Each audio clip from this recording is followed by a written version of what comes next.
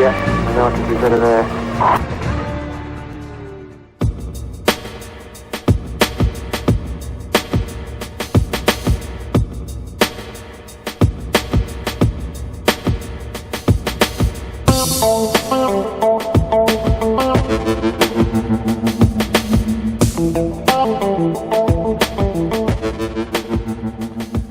Salut, c'est Manu pour RCF1.fr. Aujourd'hui, on va procéder à l'essai de la Flash GR4 de chez VBC Racing. On va regarder un petit peu les essais qu'on a pu faire sur piste, moquette et puis sur asphalte avec des gommes et puis aussi avec des mousses. On va d'abord revenir un petit peu sur le contenu de la boîte. Faut savoir que la voiture est livrée d'abord sans roues, sans aileron ni carrosserie, hein, donc c'est un châssis complètement nu qui nous est livré. L'ensemble est compatible avec roues et pneus de Tamiya F104, aileron pareil, enfin aileron et carrosserie pareil. Qu'est-ce qu'on peut dire hein, sur la qualité du kit? On le voit déjà à l'œil nu, hein, c'est vraiment de la super qualité. Les aluminiums, enfin tout ce qui est pièces aluminium, c'est vraiment super beau. On voit tous les petits inserts et tout partout. C'est vraiment joliment fait. Le pod arrière est complètement en aluminium. On verra plus tard un petit peu les effets que ça peut avoir sur la tenue de route. Le train avant, lui, donc c'est du carbone en bas, carbone de 2,5 mm. Le châssis aussi est en carbone mais de 3 mm. La petite platine ici c'est 2,5 mm. La direction aussi pareil sur roulement et aluminium. Donc c'est super bien fait. La platine, c'est assez simple, hein, donc le châssis est quand même assez rigide d'origine. Voilà. Donc au niveau du montage, il n'y a pas trop de soucis, tout est assez clair. Il y a plusieurs petites astuces, notamment pour le réglage du cerveau. Hein. Suivant la hauteur du cerveau, on aura par exemple des cales différentes à ce niveau-là. Bon, il y a des petits trucs à voir. Il n'y a pas grand chose de très compliqué. On a de la place pour mettre toute l'électronique, ce qui n'est pas souvent le cas sur les F1. Donc là, ici, il n'y a pas de souci, tout rentre. Même à l'arrière, on peut régler assez facilement. Par exemple le timing du moteur, chose qu'on est souvent obligé de démonter pour pouvoir faire sur les autres châssis, puisqu'il souvent il y a des barres ici. Pour les réglages à l'avant notamment, on voit qu'en fait les réglages de carrossage se font directement dans les triangles, ce qui est super accessible. Sur les autres châssis la plupart du temps ça se fait sur une biellette entre les deux, ou voire pas du tout, il faut changer carrément tous les triangles. Là en fait il n'y a pas à aller chercher en dessous ou quoi que ce soit, tout est directement accessible. Pareil sur la chasse, donc c'est des petites rondelles qui viennent se poser devant ou derrière. Et puis la hauteur de caisse c'est pareil, c'est de la rondelle. Pour l'arrière, ce qui est super bien vu, c'est qu'en fait tout le système est réglable avec deux vis qui sont ici là. Donc en fait on va pouvoir régler la hauteur de caisse directement sans démonter l'axe, chose qui n'est pas souvent le cas sur les autres châssis direct drive. Et de la même manière on va aussi pouvoir régler la hauteur de l'aileron avec ces deux réglages. Voilà, donc les réglages sont assez faciles à faire. Sinon le reste ça reste de la F1 assez classique.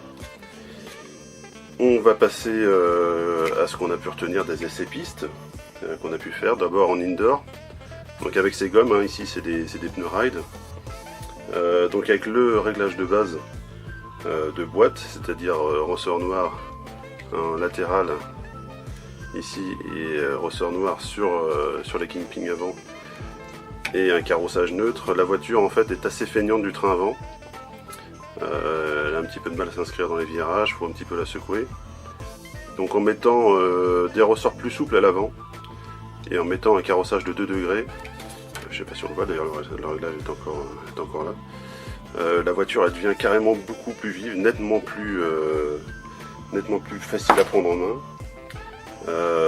Elle s'inscrit facilement dans les courbes, pas de piège, enfin vraiment facile à conduire. Alors c'est beaucoup dû aussi au pod alu arrière, qui lui donne vraiment un centre de gravité plus bas et qui donne aussi beaucoup de motricité sur l'arrière. Donc on n'a pas vraiment de surprise quand il faut passer la puissance au sol. Il n'y a pas de décrochage du train arrière ou quasiment jamais. Là les tests ont été faits avec un brushless de 17,5 tours. On peut passer à mon avis facilement beaucoup plus gros comme moteur, du 13,5 voire du 10,5 voire même en dessous. Là c'est vraiment impressionnant, dès que le train avant est passé en fait l'arrière suit sans problème.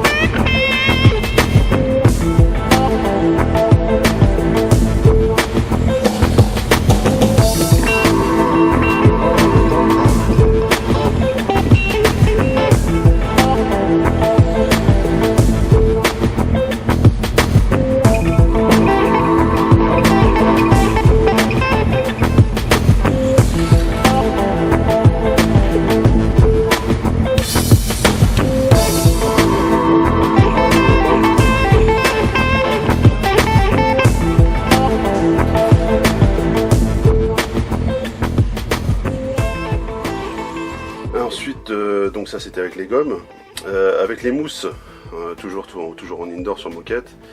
Là du coup le train avant devient carrément démoniaque. La voiture est donc collée à la moquette, avec les mêmes réglages, hein, c'est-à-dire 2 degrés de carrossage à l'avant, pas de décrochage, pas de tonneau, donc comme le centre de gravité est rabaissé comme je vous l'expliquais par rapport au pot d'alu, l'arrière vraiment ne décroche jamais ou quasiment jamais. La voiture est super efficace.